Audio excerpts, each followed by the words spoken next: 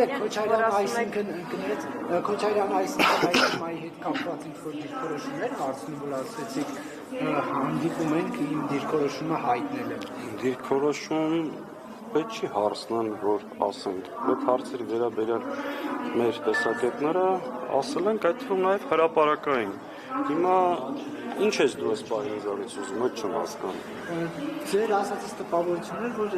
Դաշնակցությունը ոնց որ Քոչարյանին ներկայացրել է բացատրություն, թե ինչու է Նիկոլ Փաշինյանին կողմնակել։ Ես հասկանում եմ, իհարկե ճիշտ չես օգտագործում, Դաշնակցությունը որևէ մեկին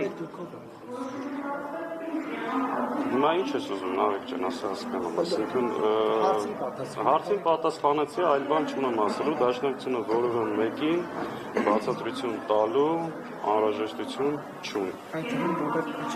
Այդ թվում բոլորին, որովհետև մենք մեր անելիքի համար բացատրություն ենք տալիս մեր շարքերին, մեր ընտրողներին, Ռոբերտ Քոչարյանի հետ մենք ձևավորել ենք